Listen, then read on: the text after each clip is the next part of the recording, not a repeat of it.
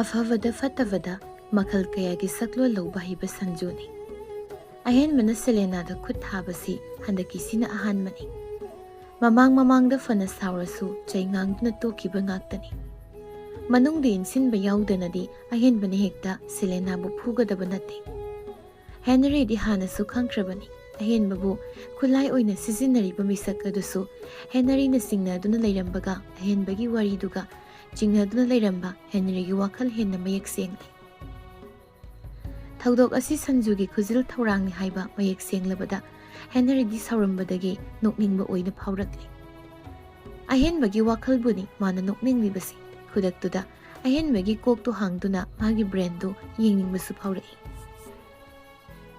ꯉꯥꯏꯍꯥꯛꯇꯤ ꯑꯅꯤꯗꯨ ꯇꯨꯃꯤꯟ ꯂꯩꯅꯩ꯫ ꯍꯦꯅꯔꯤꯁꯨ ꯀꯩꯁꯨ ꯍꯥꯏꯔꯨꯗꯦ꯫ ꯑꯍꯦꯟꯕꯒꯤ ꯋꯥꯈꯜꯂꯣꯟꯁꯤꯗ ꯇꯁꯦꯡꯅ ꯃꯥꯁꯨ ꯃꯆꯤꯟ ꯀꯥꯡꯊꯣꯛꯇꯧꯕ ꯇꯜꯂꯦ꯫ ꯑꯗꯨꯕꯨ ꯏꯃꯨꯡꯅꯤ, ꯃꯤꯇꯣꯞꯁꯨ ꯅꯠꯇꯕꯅ ꯍꯦꯛꯇ ꯏꯟꯊꯣꯛꯇꯨꯅ ꯅꯥꯊꯩꯗꯨꯅ ꯆꯠꯄꯁꯨ ꯌꯥꯔꯣꯏꯗꯧꯔꯤ꯫ ꯑꯍꯦꯟꯕꯕꯨ ꯁꯟꯖꯨꯒꯤ ꯃꯐꯝꯗꯒꯤ ꯂꯥꯞꯊꯣꯛꯅꯕ ꯁꯤꯟꯗ꯭ꯔꯕꯗꯤ ꯉꯁꯤꯒꯤ ꯊꯧꯗꯣꯛꯀꯨꯝ ꯃꯇꯨꯡꯗꯁꯨ ꯊꯣꯛꯂꯛꯂꯣꯏ ꯍꯥꯏꯕ ꯂꯩꯇꯦ ꯍꯥꯏꯕꯁꯤ ꯍꯦꯅꯔꯤ ꯈꯪꯏ꯫ ꯑꯍꯦꯟꯕ, ꯅꯪꯅ ꯉꯁꯤ ꯇꯧꯔꯤꯁꯦ ꯅꯪ ꯅꯁꯥꯅ ꯆꯨꯝꯃꯦ ꯍꯥꯏꯅꯗꯤ ꯈꯟꯖꯕ꯭ꯔꯣ? ꯅꯇꯤꯟ ꯌꯣꯠꯊꯔꯒ ꯑꯃꯨꯛꯇꯪ ꯈꯟꯊꯗꯨꯅ ꯌꯦꯡꯉꯨ꯫ ꯅꯪꯅ ꯉꯁꯤ ꯇꯧꯔꯤꯁꯦ ꯀꯔꯤꯅꯣ, ꯑꯐꯕꯔꯥ ꯐꯠꯇꯕ꯭ꯔꯥ, ꯆꯨꯝꯃꯤꯔꯥ ꯂꯥꯜꯂꯤꯔꯥ ꯍꯥꯏꯕꯗꯣ? ꯑꯩ ꯈꯪꯏ ꯋꯥꯔꯤꯁꯤꯗ ꯇꯣꯝꯕꯤꯒꯤ ꯃꯔꯥꯜ ꯀꯩꯁꯨ ꯂꯩꯔꯝꯃꯣꯏ ꯍꯥꯏꯕ꯫ ꯂꯥꯟꯁꯨ ꯂꯥꯟꯗꯦ꯫ ꯂꯥꯟꯕ꯭ꯔꯅꯦ? ꯑꯍꯦꯟꯕ, ꯇꯣꯝꯕꯤꯁꯤ ꯃꯔꯥꯜ ꯂꯩ ꯍꯥꯏꯅ ꯈꯟꯕ꯭ꯔꯣ? ꯑꯍꯦꯟꯕ ꯀꯔꯤ ꯈꯨꯝꯒꯅꯤ? ꯃꯤꯀꯨꯞꯇꯨꯗ ꯃꯥꯒꯤ ꯄꯥꯎꯈꯨꯝ ꯂꯩꯇꯦ꯫ ꯈꯟꯐꯝ ꯈꯪꯗꯦ ꯃꯥ꯫ ꯆꯨꯝꯃꯦ ꯍꯥꯏꯔꯁꯨ ꯆꯨꯝꯗꯒꯨꯝ, ꯂꯥꯜꯂꯦ ꯍꯥꯏꯔꯁꯨ ꯑꯃꯨꯛ ꯂꯥꯜꯂꯨꯗꯒꯨꯝ, ꯃꯔꯥꯜ ꯂꯩ ꯍꯥꯏꯔꯁꯨ ꯑꯃꯨꯛ ꯂꯩꯇꯒꯨꯝ, ꯀꯔꯤ ꯈꯨꯝꯒꯅꯤ ꯈꯪꯗꯦ꯫ ꯇꯧꯐꯝ ꯈꯪꯗꯕ ꯑꯃꯒꯨꯝ ꯃꯈꯨꯠꯅ ꯃꯃꯥꯏꯗ ꯈꯨꯝꯖꯤꯟꯗꯨꯅ ꯍꯥꯏꯔꯛꯏ ꯑꯍꯦꯟꯕꯁꯨ ꯇꯞꯅ꯫ ꯑꯩ ꯈꯪꯗꯦ ꯍꯦꯅꯔꯤ, ꯇꯁꯦꯡꯅ ꯑꯩ ꯈꯪꯗꯦ꯫ ꯉꯁꯤꯒꯤ ꯊꯧꯗꯣꯛꯁꯦ ꯑꯩ ꯀꯔꯤꯅꯣ ꯈꯪꯗ꯭ꯔꯦ꯫ ꯑꯆꯨꯝꯕꯅ ꯀꯔꯤ, ꯑꯔꯥꯟꯕꯅ ꯀꯔꯤ, ꯂꯥꯜꯂꯤꯕꯁꯤꯅ ꯀꯅꯥ? ꯑꯩ ꯀꯣꯛ ꯌꯥꯝ ꯁꯥꯔꯤ ꯇꯥꯎ꯫ ꯃꯤꯕꯨ ꯍꯥꯠꯂꯨꯔꯒ ꯑꯩ ꯈꯪꯗꯦ ꯍꯥꯏꯅ ꯇꯨꯃꯤꯟ ꯂꯩꯊꯣꯛꯅꯕ ꯍꯣꯠꯅꯕꯗꯤ ꯑꯍꯦꯟꯕ ꯄꯥꯡꯒꯗꯕ ꯃꯤꯒꯤ ꯂꯤꯆꯠꯅꯤ꯫ ꯃꯥꯏꯀꯩ ꯈꯨꯗꯤꯡꯃꯛꯇ ꯊꯤꯒꯠꯂꯨꯕꯗ ꯃꯔꯥꯜ ꯁꯨꯛꯂꯩ ꯂꯩꯇꯕ ꯃꯤꯁꯛ ꯑꯗꯨꯕు ꯁꯥꯎꯅꯤꯡꯂꯤꯅꯤ ꯍꯥꯏꯗꯅ ꯇꯝꯊꯤꯅ ꯐꯨꯔꯒ ꯍꯥꯠꯀꯦ ꯍꯣꯠꯅꯔꯝꯂꯕꯗꯤ ꯃꯤ ꯑꯗꯣ ꯃꯔꯥꯜꯒꯤ ꯃꯇꯨꯡ ꯏꯟꯅ ꯆꯩꯔꯥꯛ ꯄꯪꯗꯨꯅ ꯀꯩꯁꯨꯝ ꯁꯪꯗ ꯂꯩꯈꯤꯕ ꯍꯥꯏꯕꯁꯤ ꯃꯁꯥꯅ ꯇꯥꯕꯅꯤ꯫ ꯃꯗꯨꯒ ꯆꯞ ꯃꯥꯟꯅꯕ ꯂꯤꯆꯠꯅꯤ ꯅꯪꯅ ꯉꯁꯤ ꯇꯧꯔꯤꯁꯤ꯫ ꯑꯃꯔꯣꯝꯗ ꯇꯣꯝꯕꯤꯁꯦ ꯍꯧꯖꯤꯛꯇꯤ ꯂꯩꯁꯥꯕꯤ ꯐꯥꯔꯕꯅꯤ꯫ ꯃꯥ ꯑꯉꯥꯡ ꯃꯆꯥ ꯅꯠꯇ꯭ꯔꯕꯅꯤ ꯑꯍꯦꯟꯕ꯫ ꯅꯪ ꯑꯩꯒꯤ ꯃꯤꯠꯇ ꯃꯦꯇ꯭ꯔꯤꯛ ꯊꯥꯗ꯭ꯔꯤꯕ ꯑꯉꯥꯡ ꯑꯃꯒꯨꯝ ꯎꯖꯔꯕꯁꯨ, ꯂꯩꯁꯥꯕꯤ ꯐꯥꯗ꯭ꯔꯤ ꯈꯟꯅ ꯂꯩꯔꯁꯨ ꯃꯌꯥꯝꯒꯤ ꯃꯤꯠꯇꯗꯤ ꯇꯣꯝꯕꯤꯁꯦ ꯂꯩꯁꯥꯕꯤ ꯃꯄꯨꯡ ꯐꯥꯔꯕꯅꯤ꯫ ꯍꯣꯏ, ꯃꯥ ꯃꯦꯇ꯭ꯔꯣ ꯃꯅꯨꯡꯗꯨꯗ ꯅꯨꯄꯥꯗꯨꯒ ꯂꯦꯞꯃꯤꯟꯅꯗꯨꯅ ꯎꯅꯔꯝꯂꯦ, ꯋꯥꯔꯤ ꯁꯥꯟꯅꯔꯝꯂꯦ, ꯀꯩꯁꯨ ꯀꯥꯏꯗꯦ꯫ ꯃꯗꯣ ꯑꯀꯥꯏꯕ ꯊꯕꯛ ꯅꯠꯇꯦ꯫ ꯃꯌꯥꯝꯅ ꯇꯧꯅꯗꯕ ꯊꯕꯛ ꯑꯅꯧꯕꯁꯨ ꯅꯠꯇꯦ, ꯅꯣꯔꯃꯦꯜꯅꯤ꯫ ꯈꯪꯅ ꯆꯥꯟꯅꯕ ꯍꯥꯏꯁꯤꯗꯤ ꯅꯨꯄꯥ ꯑꯗꯒꯤ ꯅꯨꯄꯤ ꯈꯛ ꯐ꯭ꯔꯦꯟꯗꯁꯤꯞ ꯑꯣꯏꯅ ꯊꯝꯅꯤ ꯍꯥꯏꯕꯁꯨ ꯂꯩꯇꯦ꯫ ꯅꯨꯄꯥ ꯆꯠꯃꯤꯟꯅꯕ, ꯋꯥꯔꯤ ꯁꯥꯕ, ꯂꯝꯕꯤꯗ ꯆꯥ ꯊꯛꯃꯤꯟꯅꯕ ꯃꯌꯥꯝꯁꯦ ꯃꯤꯠꯅ ꯑꯔꯥꯟꯕ ꯁꯛꯇꯝꯗ ꯎꯔꯒ ꯋꯥꯈꯜꯅ ꯐꯠꯇꯕ ꯃꯥꯏꯀꯩꯗ ꯄꯨꯗꯨꯅ ꯆꯠꯈ꯭ꯔꯕꯗꯤ ꯄꯨꯟꯁꯤꯁꯤꯗ ꯂꯝꯕꯤꯁꯦ ꯀꯔꯝꯅ ꯃꯥꯏ ꯄꯥꯛꯄ ꯃꯇꯤꯛ ꯆꯥꯕ ꯃꯤꯡꯊꯣꯜ ꯄꯨꯁꯤꯜꯂꯛꯄ ꯉꯝꯒꯅꯤ? ꯂꯨꯛꯊꯗꯨꯅ ꯇꯨꯃꯤꯟ ꯂꯩꯔꯤꯕ ꯑꯍꯦꯟꯕꯕꯨ ꯁꯦꯀꯦꯟ ꯈꯔ ꯇꯨꯃꯤꯟꯅ ꯌꯦꯡꯗꯨꯅ ꯂꯩꯔꯤ꯫ ꯐꯝꯂꯝꯕꯗꯒꯤ ꯍꯧꯒꯠꯇꯨꯅ ꯑꯃꯨꯛ ꯃꯈꯥ ꯇꯥꯔꯛꯏ, ꯃꯈꯨꯠ ꯑꯅꯤꯃꯛ ꯄꯣꯀꯦꯠꯇ ꯍꯨꯝꯖꯤꯟꯗꯨꯅ꯫ ꯑꯍꯦꯟꯕ, ꯁꯟꯖꯨꯒꯤꯗꯃꯛ ꯅꯪ ꯃꯈꯣꯏꯕꯨ ꯅꯨꯡꯁꯤꯕ ꯉꯝꯂꯔꯣꯏꯗ꯭ꯔꯥ? ꯁꯟꯖꯨꯒꯤ ꯃꯐꯝꯗ ꯊꯝꯂꯤꯕ ꯅꯨꯡꯁꯤꯕ, ꯄꯤꯔꯤꯕ ꯃꯤꯅꯨꯡꯁꯤ, ꯑꯗꯨꯗꯒꯤ ꯁꯔꯨꯛ ꯍꯦꯟꯗꯣꯛꯅ ꯅꯪꯒꯤ ꯏꯃꯨꯡꯗꯁꯨ ꯄꯤꯐꯝ ꯊꯣꯛꯇꯕ꯭ꯔꯥ? ꯅꯪꯅ ꯅꯪꯒꯤ ꯍꯧꯔꯛꯐꯝ, ꯅꯪꯒꯤ ꯏꯃꯥ ꯕꯕꯥ ꯑꯃꯗꯤ ꯅꯪꯒꯤ ꯏꯃꯔꯤꯕꯨ ꯀꯥꯎꯊꯣꯛꯂꯤꯕ ꯀꯔꯤꯒꯤꯅꯣ? ꯍꯣꯏ, ꯅꯪꯒ ꯁꯟꯖꯨꯒꯒꯤ ꯔꯤꯂꯦꯁꯟꯁꯤꯞꯁꯦ ꯉꯔꯥꯡ ꯅꯍꯥꯟꯗꯒꯤ ꯂꯩꯅꯔꯛꯄ ꯔꯤꯂꯦꯁꯟꯁꯤꯞ ꯅꯠꯇꯦ, ꯌꯥꯝꯅ ꯀꯨꯏꯔꯦ ꯍꯥꯏꯕꯁꯨ ꯑꯩ ꯈꯪꯏ꯫ ꯑꯗꯨꯕꯨ ꯍꯧꯖꯤꯛꯀꯤ ꯑꯣꯏꯅ ꯑꯃꯔꯣꯝꯗꯗꯤ ꯃꯍꯥꯛ ꯂꯝꯂꯥꯟꯕꯤ, ꯏꯃꯨꯡꯁꯤꯒ ꯃꯔꯤꯁꯨ ꯂꯩꯅꯗ꯭ꯔꯤꯕ, ꯊꯨꯡꯅꯅꯤ ꯊꯨꯡꯅꯔꯣꯏ ꯍꯥꯏꯕꯁꯨ ꯈꯪꯕ ꯉꯝꯗ꯭ꯔꯤꯕ ꯔꯤꯂꯦꯁꯟꯁꯤꯞꯇꯨꯗ ꯊꯃꯣꯏ ꯁꯦꯡꯅ ꯅꯨꯡꯁꯤꯔꯕꯅꯤ ꯍꯥꯏꯗꯨꯅ ꯍꯧꯖꯤꯛꯇꯒꯤ ꯍꯧꯅ ꯅꯪꯒꯤ ꯄꯨꯟꯁꯤꯕꯨ ꯁꯟꯖꯨꯒꯤ ꯃꯐꯝꯗ ꯈꯨꯠꯁꯤꯟꯅꯕꯗꯤ ꯑꯍꯦꯟꯕ, ꯃꯗꯨ ꯌꯥꯝꯅ ꯆꯨꯝꯗꯕ ꯊꯕꯛꯅꯤ꯫ ꯅꯪꯉꯣꯟꯗꯒꯤ ꯍꯦꯟꯗꯣꯛꯇꯅ ꯅꯪꯒꯤ ꯏꯃꯨꯡꯁꯨ, ꯏꯃꯥ ꯄꯥꯕꯨꯡ ꯃꯈꯣꯏ ꯐꯥꯎ ꯌꯥꯎꯅ ꯃꯁꯤꯟꯃꯛꯅ ꯐꯠꯇꯕ ꯋꯥꯍꯩ ꯀꯌꯥꯅ ꯃꯥꯒꯤ ꯑꯄꯥꯝꯕꯗ ꯄꯦꯅ ꯉꯥꯡꯁꯩꯕꯗꯤ ꯑꯍꯦꯟꯕ, ꯇꯁꯦꯡꯅ ꯑꯩ ꯃꯗꯨ ꯌꯥꯅꯤꯡꯗꯦ꯫ ꯑꯗꯨꯒ ꯅꯪꯁꯨ ꯆꯨꯝꯗꯦ, ꯌꯥꯝꯅ ꯂꯥꯜꯂꯦ꯫ ꯅꯪꯅ ꯇꯧꯔꯤꯕ ꯊꯕꯛ, ꯂꯤꯆꯠ ꯁꯥꯖꯠꯇꯣ ꯂꯝꯖꯥ ꯁꯥꯔꯥꯅ ꯇꯧꯒꯗꯕ ꯊꯕꯛꯅꯤ, ꯆꯠꯀꯗꯕ ꯂꯝꯆꯠ ꯁꯥꯖꯠꯅꯤ꯫ ꯃꯁꯤꯅ ꯀꯅꯥ ꯂꯩꯖꯗꯕ ꯃꯈꯣꯏꯕꯨ ꯍꯟꯊꯅ ꯈꯟꯕꯁꯨ ꯉꯥꯡꯕꯁꯨ ꯅꯠꯇꯦ꯫ ꯅꯪ ꯍꯧꯔꯛꯐꯝ ꯈꯪꯗꯕ, ꯐꯦꯃꯤꯂꯤ ꯐꯖꯅ ꯂꯩꯇꯕ, ꯃꯃꯥ ꯃꯄꯥ ꯃꯁꯛ ꯈꯪꯗꯕ ꯃꯆꯥꯗꯤ ꯅꯠꯇꯦꯗꯅ꯫ ꯀꯅꯥ ꯂꯩꯖꯗꯕ ꯑꯃꯒꯨꯝ ꯏꯔꯥꯏ ꯂꯥꯏꯅ ꯍꯦꯛꯇ ꯁꯟꯖꯨꯕꯨ ꯏꯃꯨꯡꯒꯤ ꯑꯣꯏꯕ ꯊꯕꯛ ꯊꯧꯔꯝꯗ ꯄꯨꯁꯤꯟꯗꯅ ꯋꯥꯔꯤ ꯁꯥꯗꯅ ꯇꯧꯔꯤꯕꯗꯣ ꯅꯠꯇꯦ꯫ ꯅꯪꯕꯨ ꯏꯀꯥꯏꯖꯗ꯭ꯔꯣ? ꯃꯁꯤꯕꯨ ꯀꯔꯝꯕ ꯂꯤꯆꯠꯅꯣ ꯑꯍꯦꯟꯕ? ꯑꯃꯔꯣꯝꯗꯗꯤ ꯍꯣꯏ ꯁꯥꯟꯅꯒꯗꯕꯅꯤ ꯔꯤꯂꯦꯁꯟꯁꯤꯞ ꯑꯃ ꯊꯝꯂꯨꯔꯕꯅꯤꯅ ꯐ꯭ꯌꯨꯆꯔꯒꯤ ꯍꯣꯞ ꯀꯌꯥ ꯋꯥꯔꯤ ꯀꯌꯥ ꯁꯤꯌꯔꯤꯡ ꯇꯧꯅꯕ ꯍꯥꯏꯁꯤꯁꯨ ꯃꯤꯌꯥꯝꯅ ꯇꯧꯅꯗꯕ ꯊꯕꯛ ꯅꯠꯇꯦ ꯑꯗꯨꯕꯨ ꯂꯤꯃꯤꯠ ꯍꯥꯏꯕ ꯑꯃꯗꯤ ꯂꯩꯕꯅꯤ ꯀꯩꯒꯨꯝꯕ ꯅꯪꯅ ꯂꯤꯃꯤꯠ ꯈꯪꯅ ꯊꯕꯛ ꯇꯧꯗ꯭ꯔꯒꯗꯤ ꯆꯨꯝꯅ ꯂꯩꯔꯝꯕ ꯂꯩꯕꯥꯛꯀꯤ ꯆꯐꯨꯗꯣ ꯃꯆꯦꯠ ꯃꯆꯦꯠ ꯀꯥꯏꯈꯤꯕ ꯇꯥꯕꯅꯤ ꯅꯪꯅ ꯅꯪꯒꯤ ꯂꯤꯃꯤꯠ ꯈꯪꯅ ꯊꯕꯛ ꯇꯧꯔꯝꯗꯕꯗꯨꯅꯅꯤ ꯉꯁꯤ ꯊꯣꯛꯂꯤꯕ ꯊꯧꯗꯣꯛꯁꯦ ꯁꯟꯖꯨꯒꯤ ꯋꯥꯗ ꯅꯪꯅ ꯇꯥꯔꯝꯗ꯭ꯔꯒꯗꯤ ꯊꯣꯛꯂꯝꯗꯕꯁꯨ ꯌꯥꯏ ꯀꯔꯤꯒꯤ ꯑꯗꯨꯛ ꯋꯥꯈꯜ ꯊꯦꯜꯂꯨꯔꯤ ꯐꯠꯇꯦ ꯍꯥꯏꯕ ꯈꯪꯅ ꯈꯪꯅ ꯐꯠꯇꯕ ꯃꯍꯥꯛꯀꯤ ꯃꯇꯨꯡ ꯀꯔꯤꯒꯤ ꯏꯟꯅꯔꯨꯔꯤꯕ ꯄꯥꯡꯒꯜꯅ ꯁꯥꯃꯨꯃꯨꯛ ꯀꯜꯂꯒ ꯅꯤꯡꯉꯣꯜ ꯃꯥꯒꯤ ꯈꯨꯠꯇ ꯇꯨꯕꯗꯤ ꯄꯔꯤ ꯅꯪꯁꯤ ꯅꯨꯄꯥ ꯃꯥꯟꯗꯦꯗꯀꯣ ꯅꯨꯡꯁꯤꯕ ꯍꯥꯏꯕ ꯋꯥꯍꯩꯁꯤ ꯀꯔꯤꯒꯤ ꯐꯠꯇꯅ ꯁꯤꯖꯤꯟꯅꯔꯤꯕ ꯅꯨꯡꯁꯤꯕꯒꯤ ꯋꯥꯍꯟꯊꯣꯛꯄꯨ ꯑꯔꯥꯟꯕ ꯋꯥꯍꯩꯗ ꯃꯤꯌꯥꯝꯅ ꯎꯍꯟꯒꯦ ꯈꯟꯕꯗꯤ ꯄꯔꯤ ꯅꯪꯒꯤ ꯅꯔꯥꯜ ꯌꯥꯝ ꯆꯥꯎꯅ ꯂꯩ ꯀꯔꯤꯁꯨ ꯈꯪꯖꯗꯕ ꯏꯆꯝ ꯆꯝꯅ ꯁꯥꯠꯆꯔꯝꯕ ꯂꯩꯔꯥꯡ ꯃꯍꯥꯛꯄꯨ ꯃꯄꯨꯟꯁꯤ ꯇꯦꯜꯍꯟꯒꯦ ꯈꯟꯅ ꯈꯨꯠ ꯊꯥꯔꯨꯕ ꯅꯪꯗꯤ ꯍꯥꯏꯁꯤꯔꯥ ꯃꯤꯅꯨꯡꯁꯤ ꯂꯩꯇꯕ ꯇꯝꯊꯤꯕ ꯃꯤꯁꯛꯅꯤ ꯍꯦꯅꯔꯤ ꯆꯥꯅꯤꯡ ꯇꯥꯕ ꯁꯣꯔ ꯍꯣꯟꯗꯨꯅ ꯋꯥꯗꯨꯃꯨꯛ ꯃꯈꯥ ꯇꯥꯔꯛꯏ ꯑꯍꯦꯟꯕ ꯅꯪ ꯑꯉꯥꯡ ꯃꯆꯥ ꯅꯠꯇ꯭ꯔꯕꯅꯤ ꯅꯁꯥꯒꯤ ꯐꯤꯔꯦꯞꯇꯤ ꯅꯪ ꯅꯁꯥꯅ ꯐꯖꯅ ꯂꯦꯞꯆꯕ ꯉꯝꯂꯗꯧꯕ ꯃꯇꯝꯁꯤꯗ ꯅꯪꯅ ꯍꯧꯖꯤꯛ ꯅꯁꯨꯡꯗꯅ ꯍꯤꯡꯂꯤꯕ ꯄꯨꯟꯁꯤꯗꯣ ꯇꯨꯡꯗ ꯔꯤꯒ꯭ꯔꯦꯠ ꯌꯥꯝ ꯆꯥꯔꯛꯀꯅꯤ ꯅꯪꯅ ꯃꯐꯝꯁꯤ ꯂꯥꯛꯇ꯭ꯔꯤꯉꯩ ꯑꯁꯥ ꯑꯃꯒ ꯍꯜꯂꯛꯈꯤꯅꯤ ꯍꯥꯏꯕꯒꯤ ꯋꯥꯍꯩꯅ ꯊꯥꯖꯕ ꯀꯅꯥꯗ ꯀꯔꯤ ꯄꯤꯔꯝꯈꯤꯕ ꯃꯨꯟꯅ ꯈꯟꯊꯗꯨꯅ ꯑꯃꯨꯛꯇꯪ ꯅꯤꯡꯁꯤꯡꯉꯨ ꯃꯥꯃꯒꯤ ꯃꯤꯑꯣꯠ ꯃꯤꯁꯩ ꯆꯩꯅꯥ ꯀꯌꯥ ꯈꯪꯗꯨꯅ ꯉꯁꯤꯐꯥꯎ ꯑꯈꯥꯡ ꯀꯟꯕꯤ ꯑꯣꯏꯗꯨꯅ ꯑꯩꯈꯣꯏꯒꯤ ꯏꯔꯛꯇ ꯇꯤꯟꯗꯨꯅ ꯌꯨꯝ ꯑꯗꯨꯗ ꯂꯦꯡꯗꯅ ꯂꯩꯔꯤꯕ ꯅꯪꯒꯤ ꯏꯃꯥ ꯀꯔꯤꯒꯤꯗꯃꯛ ꯃꯐꯝꯗꯨꯗ ꯂꯦꯡꯗꯅ ꯂꯩꯔꯤꯅꯣ ꯍꯥꯏꯕ ꯅꯪꯗꯤ ꯀꯥꯎꯔꯕ꯭ꯔꯥ ꯅꯠꯇ꯭ꯔꯒ ꯁꯟꯖꯨꯅ ꯂꯥꯞꯊꯣꯛꯈꯤꯅꯤ ꯄꯥꯈꯠꯄꯒꯤ ꯈꯪꯅ ꯈꯪꯅ ꯂꯩꯔꯤꯕ꯭ꯔꯥ ꯋꯥꯍꯩꯁꯤꯡꯗꯨ ꯂꯧꯁꯤꯟꯕ ꯉꯝꯗ꯭ꯔꯦ ꯍꯥꯏꯕꯒꯤ ꯃꯤꯠꯌꯦꯡꯗ ꯌꯦꯡꯂꯛꯏ ꯑꯍꯦꯟꯕꯅ ꯅꯪꯅ ꯊꯕꯛ ꯇꯧꯔꯀꯥꯟꯗ ꯃꯥꯕꯨ ꯂꯧꯕ ꯂꯥꯛꯈꯤꯅꯤ ꯍꯥꯏꯕꯒꯤ ꯑꯁꯥꯗ ꯑꯍꯦꯟꯕ ꯅꯪꯒꯤ ꯑꯁꯥꯗꯅꯤ ꯑꯩꯒꯤ ꯑꯁꯥꯗ ꯂꯝꯕꯤ ꯌꯥꯠꯄ ꯍꯩꯕꯤ ꯁꯟꯖꯨ ꯑꯍꯦꯟꯕꯅ ꯊꯣꯛꯂꯛꯇ꯭ꯔꯕꯗ ꯂꯝꯌꯥꯏꯗꯨꯗ ꯍꯪꯒꯠ ꯍꯟꯗꯥ ꯆꯠꯂꯤ ꯁꯥꯎꯅꯤꯡꯕꯅꯁꯨ ꯃꯈꯨꯠ ꯈꯨꯗꯨꯝ ꯇꯥꯁꯤꯟꯅꯩ ꯁꯦꯂꯦꯅꯥꯒꯤ ꯀꯥꯒꯤ ꯊꯣꯡꯗꯨ ꯍꯥꯡꯒꯦ ꯇꯧꯕꯗ ꯃꯄꯥꯟꯗꯒꯤ ꯆꯥꯕꯤ ꯂꯣꯟꯕꯗ ꯎꯕꯗ ꯍꯦꯟꯅ ꯁꯥꯎꯅꯤꯡꯕ ꯍꯥꯏꯗꯨ ꯑꯣꯏꯔꯦ ꯀꯔꯤꯒꯨꯝꯕ ꯀꯥꯒꯤ ꯊꯣꯡꯗꯨ ꯂꯣꯜꯂꯝꯗ꯭ꯔꯒꯗꯤ ꯁꯦꯂꯦꯅꯥꯕꯨ ꯁꯤꯖꯤꯟꯅꯗꯨꯅ ꯍꯦꯅꯔꯤꯕꯨ ꯀꯧꯊꯣꯛꯍꯟꯒꯦ ꯈꯟꯅ ꯌꯦꯡꯂꯨꯕꯅꯤ ꯁꯟꯖꯨ ꯑꯔꯣꯏꯕꯤ ꯏ ꯀꯥꯏ ꯍꯥꯟꯅꯗꯒꯤ ꯍꯦꯅꯔꯤꯕꯨ ꯌꯥꯅꯤꯡꯂꯝꯗꯕꯒ ꯍꯦꯟꯅ ꯃꯥꯒꯤ ꯌꯦꯛꯅꯕ ꯑꯣꯏꯈ꯭ꯔꯦ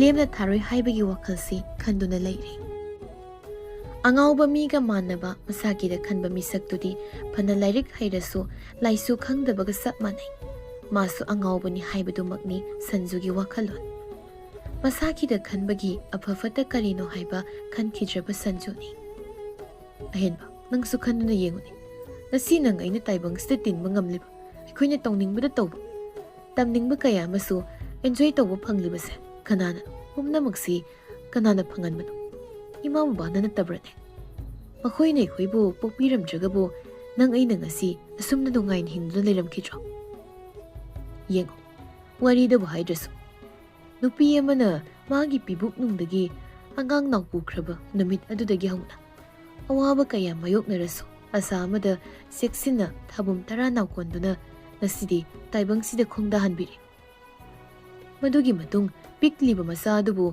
ꯑꯃꯨꯛ ꯆꯦꯛꯁꯤꯟꯅ ꯁꯦꯟꯅꯕꯤꯕ ꯂꯩꯕ ꯂꯩꯇꯕ ꯆꯔꯥ ꯅꯥꯃꯇ ꯆꯥꯔꯁꯨ ꯃꯍꯩ ꯇꯝꯍꯟꯗꯅ ꯃꯁꯨꯡ ꯃꯃꯥꯟꯅꯕꯁꯤꯡꯒꯤ ꯃꯔꯛꯇ ꯌꯥꯎꯍꯟꯗꯅ ꯇꯧꯏ ꯑꯗꯨꯕꯨ ꯅꯣꯡꯃꯇ ꯅꯨꯄꯤꯗꯨꯒꯤ ꯃꯆꯤꯟꯗ ꯑꯩ ꯋꯥꯔꯦ ꯋꯥꯍꯩꯁꯤꯗꯤ ꯃꯆꯥꯗꯨꯗ ꯇꯥꯍꯜꯂꯨꯗ꯭ꯔꯤ ꯍꯥꯏꯈꯤꯗ꯭ꯔꯤ ꯀꯔꯤꯒꯤ ꯑꯉꯥꯡꯗꯣ ꯄꯨꯛꯅꯤꯡ ꯅꯨꯡꯁꯤꯈꯤꯅꯤ ꯈꯟꯕꯒꯤ ꯃꯆꯥꯒꯤ ꯋꯥꯈꯜ ꯍꯟꯊꯈꯤꯅꯤ ꯍꯥꯏꯕꯒꯤ ꯐꯅ ꯋꯥꯔꯁꯨ ꯃꯆꯥꯗꯨꯅ ꯃꯇꯤꯛ ꯆꯥꯕ ꯃꯤꯁꯛ ꯑꯃ ꯑꯣꯏꯔꯀꯥꯟꯗ ꯅꯨꯡꯉꯥꯏꯔꯛꯈꯤꯒꯅꯤ ꯍꯥꯏꯕꯒꯤ ꯑꯁꯥꯗ ꯍꯤꯡꯂꯤꯕ ꯏꯃꯥꯗꯣ ꯉꯁꯤꯗꯤ ꯃꯆꯥꯗꯨꯅ ꯅꯨꯡꯉꯥꯏꯅ ꯊꯝꯂꯤꯕ꯭ꯔꯥ ꯅꯠꯇ꯭ꯔꯒ ꯃꯔꯣꯝꯗꯣꯝ ꯂꯦꯞꯄ ꯉꯝꯖꯔꯦ ꯍꯥꯏꯕꯒꯨꯝ ꯃꯇꯝꯒꯤ ꯑꯍꯣꯡꯕꯗ ꯇꯤꯟꯈꯤꯗꯨꯅ ꯃꯃꯥꯕꯨ ꯍꯨꯟꯗꯣꯛꯂꯝꯗꯨꯅ ꯆꯠꯂꯕ꯭ꯔꯥ ꯍꯦꯅꯔꯤ ꯍꯥꯏꯅꯤꯡꯂꯤꯕ ꯋꯥꯁꯤ ꯀꯩꯅꯣ ꯃꯌꯦꯛ ꯁꯦꯡꯅ ꯑꯗꯨꯝ ꯍꯥꯏꯌꯣ ꯑꯩ ꯍꯦꯟꯅ ꯒ꯭ꯌꯥꯟ ꯃꯝꯂꯦ ꯏꯃꯥ ꯅꯪꯅ ꯅꯪꯒꯤ ꯅꯨꯡꯁꯤꯕꯒꯤꯗꯃꯛ ꯊꯧꯁꯥꯕꯤꯈꯤꯗ꯭ꯔꯕ ꯅꯪꯒꯤ ꯏꯃꯥꯕꯨ ꯅꯨꯡꯁꯤꯕꯗꯒꯤꯗꯤ ꯁꯟꯖꯨꯒꯤ ꯅꯨꯡꯁꯤꯕꯅ ꯍꯦꯜꯂꯤ ꯃꯔꯨ ꯑꯣꯏ ꯈꯟꯈꯤꯕꯗꯨꯅ ꯅꯪ ꯉꯁꯤ ꯐꯥꯎꯕ ꯏꯃꯥꯒ ꯋꯥꯔꯤ ꯁꯥꯟꯅꯕ ꯑꯩ ꯎꯗ꯭ꯔꯤ ꯇꯥꯗ꯭ꯔꯤ ꯄꯨꯡ 24 ꯂꯩꯕꯁꯦ ꯄꯨꯡꯈꯥꯏꯗ ꯑꯣꯏꯔꯁꯨ ꯅꯪꯒꯤ ꯃꯇꯝ ꯏꯃꯥꯗ ꯄꯤꯗꯦ ꯑꯗꯨꯕꯨ ꯏꯃꯥꯅꯗꯤ ꯅꯪꯒ ꯋꯥꯔꯤ ꯁꯥꯟꯅꯅꯤꯡꯕꯒꯤ ꯈꯧꯔꯥꯡꯕꯅ ꯉꯁꯤꯐꯥꯎ ꯅꯪꯅ ꯐꯣꯟ ꯇꯧꯔꯛꯄ ꯅꯨꯃꯤꯠ ꯈꯨꯗꯤꯡꯒꯤ ꯉꯥꯏꯗꯨꯅ ꯂꯩꯔꯤ ꯃꯁꯦ ꯅꯪꯗꯤ ꯈꯪꯂꯝꯂꯣꯏ ꯑꯍꯦꯟꯕ ꯁꯟꯖꯨꯕꯨꯁꯨ ꯅꯨꯡꯁꯤꯌꯨ ꯑꯗꯨꯒ ꯏꯃꯥꯕꯨꯁꯨ ꯅꯨꯡꯁꯤꯌꯨ ꯅꯪ ꯑꯩ ꯑꯁꯨꯛ ꯀꯨꯏꯅ ꯂꯩꯃꯤꯟꯅꯔꯛꯄꯁꯤꯗ ꯅꯣꯡꯃꯇ ꯌꯨꯝꯗ ꯐꯣꯟ ꯇꯧꯗꯨꯅ wari sabiba ai uchi makhoina tawraklasu nangna saikiba ignore tawkiba kayani larik pari library da lairi haibagum nangi na thauda yeli haiduna jaikiba natra nangna nangi oiba sangsar da tawringai yumgi oiriba pibam maruoina ima pabam makhoi kari kamdongna lairi haiba nang khangti haksana kamdori masafuna leileti makhoi ki kari wale kari zari waina oiribasu macha moina nang khangti ticket ki haibagi wakhaleti ahenba nungsiba nang ngamhange harasu afavada ngamhalo aduga tasengna isimudi haigi nangamnadi sanjuga lapna nabu hono nabaningi relationship ta aina ayetba pibasu nati koida yade hairagana nangi family amadi nangi career da fazana support ka loinana understand tawbiba ngamgadabi yenguna fai khali hoi thamoi sengnabu nushina khrabadi hekta kainarage laptoklage haibasi yade adubo matangna matamna yaraktrabadi laptokna kiba ngaktani sanjuga sum loinadru leirabadi nangi punsida matam amadadi ningamdabana pik thalakani haujisu matam yamna leiri wakal muna khalo sanjuga toknaduna nahidu fazana mayonsilaga thabak phangnabu hotnaduna imagi manglan thunganduna nangi mungbu fazana semki natraga nangi sangsarda lukhi ge haibra nangi decision aina tawdiya de harasu nangna tawdragadi kaishu kanaroi karigumba nangna aina haribase accept tawduba taragadi imabu nunghai masak khangdana nakhutmakna yare ai khangi ai loina khangli henari ayuki pung tara khare helakpa doaigi matamni numitu ahenba sanjuga mare khare yetnabagi sauna phone thamna kibagi matangni ngayakta oirasu tumthage tawbaga phone lakpagi notification aduda ahenba masinda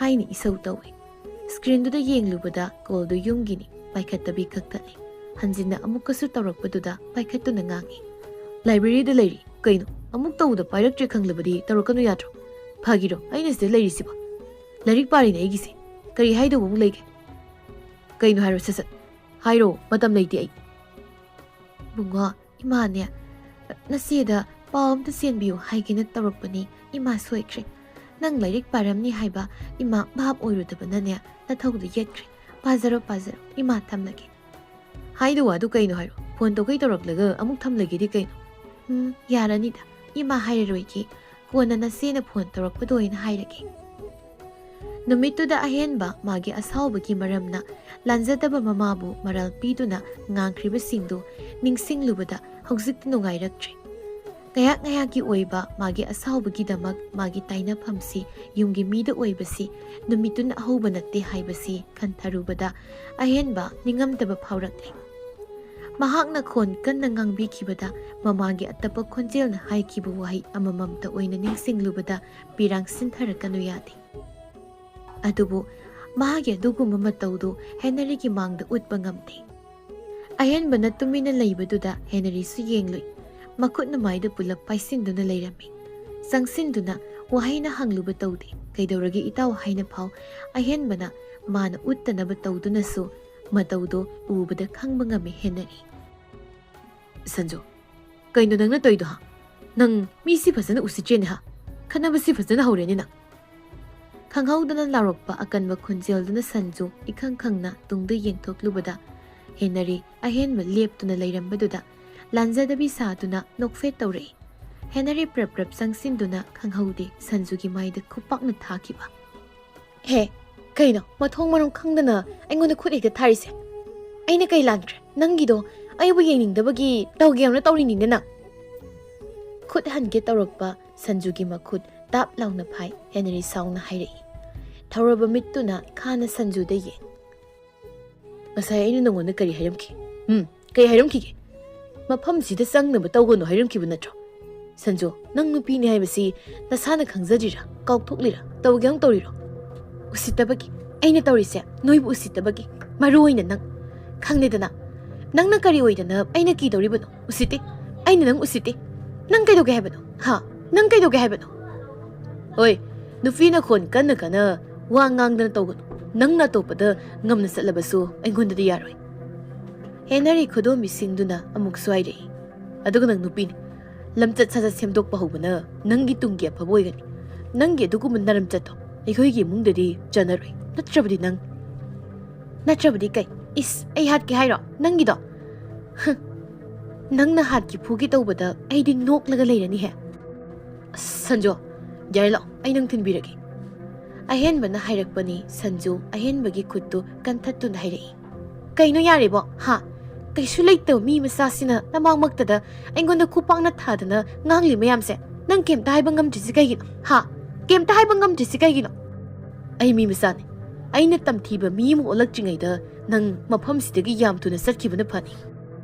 Aidi kaida wisatuiba. Sibo noina mana pana thambirama lamno. Ahenbagi saruksu yauribani. Mase nang natantana sil piraga laiba apartment nati lahoi macha. Isa na sil chap manaba amount puthoknaraga laiba apartment. Namana pana sil puthok piraga laiba nati. Mafamsida nang nasang masangdabagi ayaba piba pidaba ay isu right chawna lai. Kudaksida nangbu nangaksam pairag inbasungam. Adubu ay nanggumna kok yaudaba angawba nati. Henbu henzilaklabadi nangna henbadi insinduna tombibo inay takay puan magum nangso ay napuba ngami kauno. Kizareda aidi ay funi hayi yam kizaye di kamay tawni. Ay henba nang di kizadra. Laway macha chawkhattaba. Mi usitaba Sanjubu khut tharasira haina phawba khalakle. Police na power paiba lamni Delhi dadi nupana nupida khut thabasi asobo crime ama oi. Family ni haiduna mapana mabungna nupa amana hekta nupida khut thaba yadi. Khudakta kaisum sangda leibagi ayaba pikraba lamni. Ngasi ahenmana tawribasi Selena na puksil pikpa nupi oiramlabadi police ta complaint tawduna khudakta domestic violence ta panduna case thangalambada chenaba animak police ta khusinaba yaraba thabakni. Karigumba ngasigi thawdoksida Sanjuna Selena oiramlaba tumina kaisu lairamloi haiba Henry khangi. Manaruraga ma khaktan aranba tahawni haiba Henry su khangi. Sanjugi makhutagi nungthangdu tak munduna mai mapada thangjinduna hairai. Nangse chawkhatpa imungdagi hawrakpa oibanara. Leisa na naram chatludrido. Oktabi. Si ubra. Nangna thong hangi hotnaramliba khulaise. Masina muktang na koktuda tharabadi namana pa unina. Henry! Shh! Laugano. Khon gado kalakano ni. Thangnaba mina takraga ikaizini. Ikoidi chawkhattaba minina. Henba, kaino nangan tumina leptan leidubo. Aibu hat ka hairap haw nang nayengdan layridu kaigino haibani. Henry usitana karyamna duna noktuna hairai. Tumina yengla laytradi chilaga aibu pusunu hairo. Tangkai siba nupa sinabo aingona kaido ngamdorige. Ahenba nangi sanabise mafamsidagi amta thuna satlankro. Natradi pharak tanarak tawri. Matik layba Kanano aibu tanarise. Tumdanabu laythoki. Yeng taridana ngami ngamte. Ahenbagi kada sangi tawriba Sanjubu tanaduna ngaksam pairaga laktana mapanda illi. Nang masu sakro salo tangkai siba inarodara na tugi matung. Chatribro nasakto yeningdi thokro salo. Ahenba mani Iran da lanba haidu oirurabanina Henrygi sinthakta khumduna ngangbasu ngamdri. Mitina haiphet ahenbada yenglami. Nukthaduna tumina satkre ahenbado. Numidang wairamdo Henry na ngayag sathoklusi haidana Selena bu puraga anidu Mahabirgi sayon pham adomla lakli. Potpham madugi hek nakandana manapakpa upanbi asauba masu hauri. Nakandana pambi masa. Wana saba asangba phampham amasu thari. Pambi asaubadugi hek makhada. Henry na Selena bu phamhali. Order tawkiba jai puthorakpa ngaiba oina. Maphamado main road ki hit mapanda oirasu mi yamna langba oide. Dukan adugi maninglomdana yamna sauba yamna pakpa farm adudana makhal kayagi mana masing thai ninthamtha oibana ayambanadi hangam ngakta oina sui. Pakraba maphamduda asangba mana masing tana pik thana yombadi mitna hek ubada maphamdudagi khongthangduna halakningni. Kayadi phazakre horiba uwa pambi makhal kayana haina humna maning tamna sanazaba. Namiba mana haksang na yay na humzilakpadi. Nahakti Selena magi wakal sangsar amada hingbagum pawali. Tobi, sasilaw, nang nalon masaga muhigiga mahaw ka nagin hingi yengo. Is, jagi so mo compare taw nagidoy ba? Hoy ni, taw dradi kayo. Yari ngo, jabo, chapmani. Hello? Ibungo, Henry na tabra nang po. Uza, Yam thazadana kaizat birubano. Se, mana masing khra yenguribani ne. Thong thaknaba amutta lehaudre aidana. Syam mana purakliba singdo Henry di yenghali. Usa sidi yam yamtra. Kadai digi yaman bano daibungo. Lehauriba ni dusu hangam nibu haradi ingundagi na saine. Henry nangbo. Mase, huren mapun ani di thonghaluradabani. Ayut nungdang sabada numit ni di satkadra. Syamgi wadu da Henry nukmi tawna masu hairi. Adubudi uza, matamga oire mahaudi haidana kanatri. Sanga nagi henba nateda. Aduni, noibu kadai satlubano natom taro. Nangi namanaba kadang phaba midudi yahubu ude na ngasidi. Ithanda nati oza, ahenbagi masanupisu yauri. Ahenbadi sanjuga thabak ama satlusi hairi haibra kaino. Adugi thokibani. Haisu haibani bungo. Noi maruptuna khangnari nen toriba nupi masadu thidi tikre. Mana phazari duga. Is, aidi ahan ubada khangbu khangini. Kusuduna murasu, magi mit naton yengba yardi kaide. Mamit ni toridusu itong natona saubaga masina tumbaga hanu thangsidaibu noknaruraga hayengwa isa imogi matamda karamala kadra khanbagi leithoklebaniko. Ngangnaribu wariduga Selena Siamu yengmada nakanda onthokhtuna tumina lona nokse. Haidoraklibu waduga Siamgi sahi matangduga chanadabana nokningluri. Aidi kaubu kauri, uza, cha kauge, cha thaksi. Aikoi doina satlaga thaklubadi kari kaige. Nakoi medamsu noi unadaba koiramlani. Koi thokpoina nahak phamnusidana. Aibadi yaibu adudoza angang siyo busida. Kayam angang no ni nangituba. Kung nasat paga haitriba angang lo. Natioza. Mi college karabani. Laisabi ni dana dude. Pubiro, isa nupaga khangnahanki.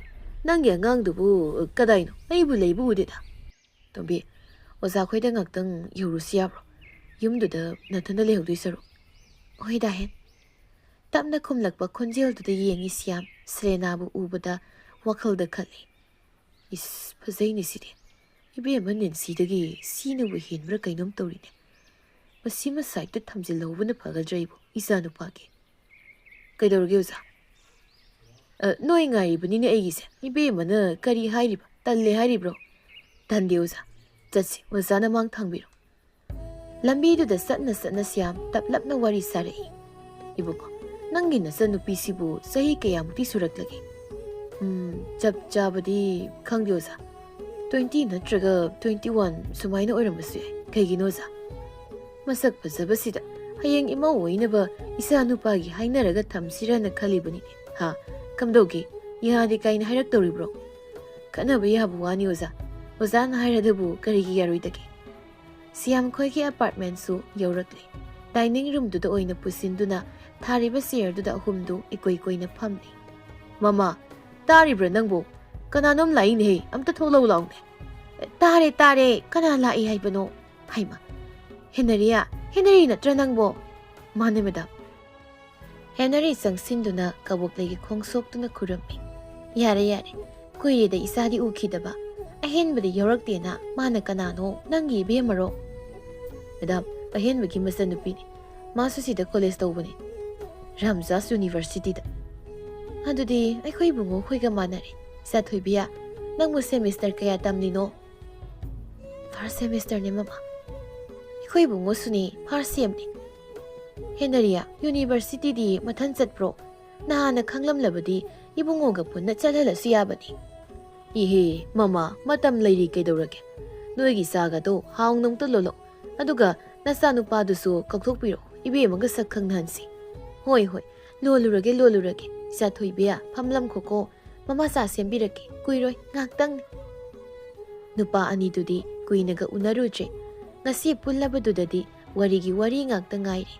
Siamsu wari nibo hairadi ising thakni phauning singdaba nupani. Imongdo mabanigi wari duna mi yamna leibagum pumlang hek langi. Maraktuda ahenba yauramlabadi dumituma wari nukonabra khangba natti. Sanaba kharaga jaga puthoraktuna table duda thami kaboklai. Moi pabong sa hana paibiro wari na ngamlingai ingkiba namuk halani. Sa Thoibi nangsu thaklodana sana basu se kaiba yade ko nayumni khandu uisa sidi.